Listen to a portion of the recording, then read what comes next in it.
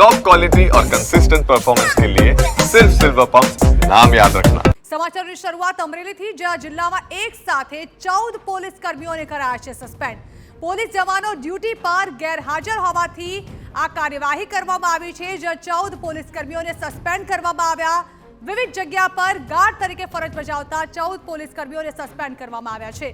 એસપીની સૂચનાથી અહીં surprise checking હાથ ધરવામાં આવ્યું હતું, જેમાં 14 જવાનો ફરજ પર ગેરહાજર થવાનો ખુલાસો થયો, જેમાં એક સાથે 14 જવાનોને સસ્પેન્ડ કરાતા હાલ પોલીસ બેડામાં ખળભળાટ મચી ગયો છે। આ અંગે વધુ માહિતી સંવાદદાતા જયદેવ કાઠી આપી રહ્યા છે। જયદેવ, ખૂબ જ મોટી ઘટના કહી શકાય, પોલીસ બેડામાં પણ આ મુદ્દે ખળભળાટ મચી ગયો હશે, જ્યાં 14 પોલીસ કર્મીને એક સાથે સસ્પેન્ડ કરવાની ઘટના સામે આવી।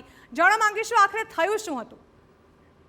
બિલકુલ જણા, જે રીતે અમરેલી જિલ્લામાં જે પોલીસની જે અલગ અલગ ગાર્ડ હોય છે, ખાસ કરી જેમાં જેલ ગાર્ડ હોય, સિવિલ ગાર્ડ હોય, ટ્રેન્ચિંગ ગાર્ડ, આ પ્રકારની અલગ અલગ જે ગાર્ડ હોય, પોલીસ કર્મચારીની જે ડ્યુટી હોય છે, તેમાં તે ફરજ પર છે કે કેમ તેને લઈને જિલ્લા પોલીસ વડા દ્વારા એક એસપી વલય વૈદને સૂચના આપવામાં આવી હતી ને એક સરપ્રાઇઝ ચેકિંગ કરવામાં આવી હતી, જેમાં અલગ અલગ જે વિવિધ તેમની જે ગાર્ડ હતી તેમાં મોટાભાગના પોલીસ કર્મચારીઓ છે તે ગેરહાજર રહ્યા હતા। તેના કારણે જિલ્લા પોલીસ વડાએ ખૂબ ગંભીરતા દાખવી છે, કેમ કે સિવિલ ઇમરજન્સી ગાર્ડ હોય કે પછી ટ્રેન્ચિંગ ગાર્ડ હોય, જેલ ગાર્ડ હોય, ત્યાં આ પ્રકારના જે પોલીસ કર્મચારીઓ છે તે ગેરહાજર હોવાના કારણે તેમની ફરજમાં બેદરકારી બદલ 14 જેટલા પોલીસ કર્મચારી છે તેમને સસ્પેન્ડ કરવામાં આવે છે, જેના કારણે જિલ્લા પોલીસ બેડામાં એક સન્નાટો વ્યાપી ગયો છે, કેમ કે જે પ્રકારે પોલીસ તેમની ફરજ હોય છે તે નિભાવવામાં ક્યાંક બેદરકારી દાખવી હોવાના કારણે સંજય ખરા દ્વારા સૌથી મોટી કાર્યવાહી છે તે કરવામાં આવી છે। જણા બિલકુલ જયદેવ, આભાર। તો દાખલારૂપ કાર્યવાહી એસપી દ્વારા કરવામાં આવી છે કે જ્યાં 14 કર્મચારીઓને એક સાથે સસ્પેન્ડ કરવાની